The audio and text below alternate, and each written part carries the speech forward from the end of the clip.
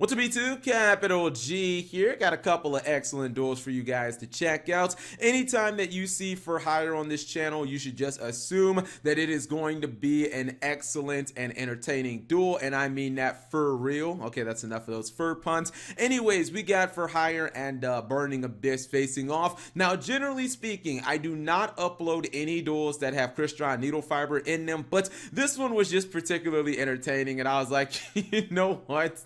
I'm gonna show this one off anyways, and we're gonna go ahead and roll this. Now, personally, I don't think Burning Abyss should go first, like, ever. I think the days of Burning Abyss going first are just dead, unless you want to completely restructure the deck and, you know, go back to running Fire Lake and stuff. There's nothing you can, there's just no reason to go first in Burning Abyss. Making Beatrice and then something else is just, that's not good enough in today's Yu-Gi-Oh! Honestly. It's not good enough to beat like a deck like Thunder Dragons or Sky Strikers. So he's gonna go for Underclock Taker, and I think Beatrice, which again, it's just a really mediocre play, and he even had Sekka's Light, but feel like this is kind of underwhelming. You would not want to make Underclock Taker going first. Not exactly sure why it's even on the field, but whatever, I digress. Anyways, his opponent is playing a couple of danger monsters for hire, and he's gonna actually go straight for Needle Fiber, which, okay, interesting enough. Needle Fiber, I think, might summon actually, you know, he's gonna go for Glow Up Bulb. Okay, I thought he might actually summon something different like a Jet Synchron, which I think might actually be a little later. Anyways, he's gonna go for, I believe that is Beat. Beat is the best for hire monster, and then he's going for Recon. He's gonna be able to search from Beat, so he just gets to add a for hire to his hand. He's trading everything in for the Fogo, the for hire link monster, and generally once you get Dampa off of this, like once you get Dampa on the field with Fogo, it's kind of just freeload because you have so many for hire monsters on the field. You get to blow up one of your opponent's monsters for free, and you also just get to like draw a bunch of cards. So he's gonna blow up Beatrice. I think he's gonna draw like 3 cards. This is really the best thing about for hire is with the combination of Dampa and also Fogo getting to draw like a ton of cards. Now his opponent is going to summon that Jerry Curl Dante, at least trying to replace his Beatrice. That's fine, but he's actually going to go for Dengirisu. This card is just bananas, man. Non-targeting removal gives you protection for everything on your field. Who designed that card? He does send the Jerry Curl Dante to the graveyard. Called by the Grave is just going to shut it down when it tries to trigger, so that's not going to do anything. He's not able to do, you know, a lethal amount of damage, but it's fine. Burning Abyss has double BLS. I mean, he still can easily come back. Now, granted, he probably would have wanted to have his, like, you know, this is where you probably want the Underclock Taker, but whatever. Let's see if he can actually try to break this board. I think that he is going to potentially try to summon Nightmare Cerberus here. He's gonna go ahead and I think he's trying to maybe get rid of, no, I thought he was trying to get rid of his the kaiju that he gave to his opponent, but he's actually not going to. His opponent's gonna tag out the Needle Fiber for Shooting Riser Dragon, and watch this. We wait for him to commit the BLS to the field. He says, oh shit, it's getting real. I better go ahead and do something crazy like summon Black Rose and just nuke the entire board. He just nukes everything on field. Now the good thing is he's actually able to keep the kaiju, so that was actually cool. Once he kept the kaiju, I was like, I'm pretty sure that for hire can easily kill you, especially considering he still has Glow Up Bulb. He goes into Needle Fiber too, so this is like super duper fake Yu-Gi-Oh at this point.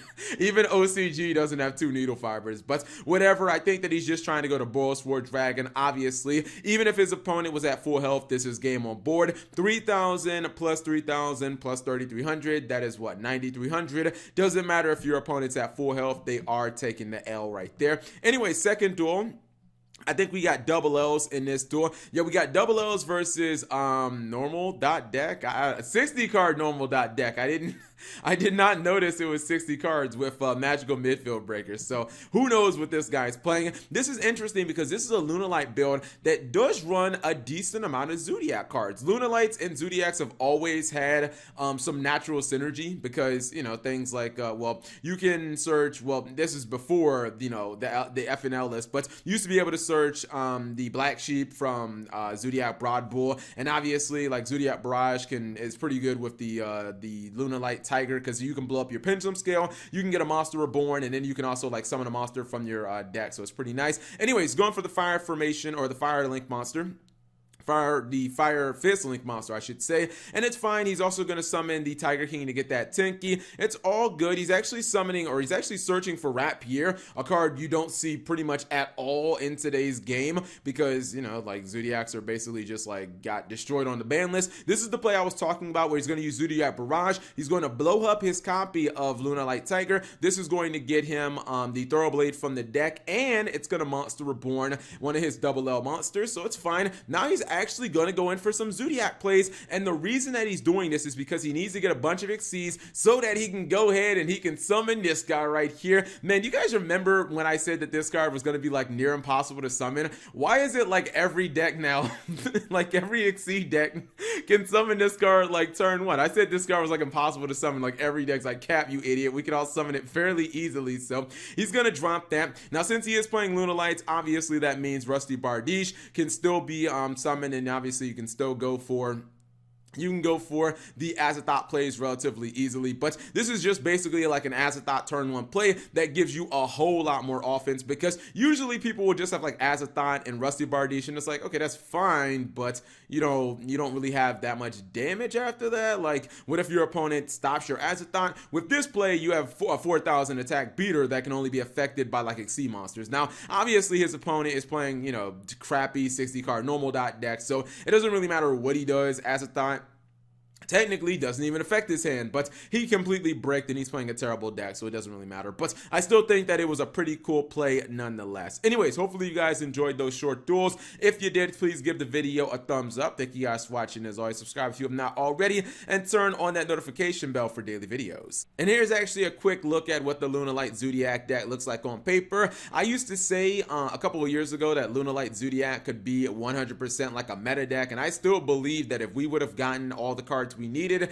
back when Zoodiac was like full power with Raging Tempest, I believe that this deck would have like tore stuff up. Obviously there's dangers and, you know, a lot of cards that were not legal back then in Master Rule 3, but if you're wondering why like Lunalight Zoodiac never did anything in the TCG, it's because we didn't get Kaleido Chick until friggin' Circuit Break. Like, we didn't get it until the Vrains era. Konami really kind of screwed us over in that sense, so it's like we never had the Lunalight at full power and Zoodiac at full power in the at the same time. They had it in the OCG, but not in the TCG. Everything is pretty self-explanatory in this build. Like, you can kind of see why all the Lunalight cards are ran. The most powerful Lunalight cards, for the most part, are like Kaleido Chick, Tiger, and then Yellow Martin. You don't even really need to run multiple Yellow Martins, because once you get one copy, you can just constantly reuse it over and over again. With Tiger, then it can obviously summon itself because it has a built-in Zephyros the Elite. Zephyros the Elite is going to be a standard in all, or is a standard card in basically all Lunalight builds at this point. Not the biggest Zoodiac engine when it comes to monsters, but you are running the Zoodiac Barrage as well. Main thing you want to do, basically just like blow up your Tiger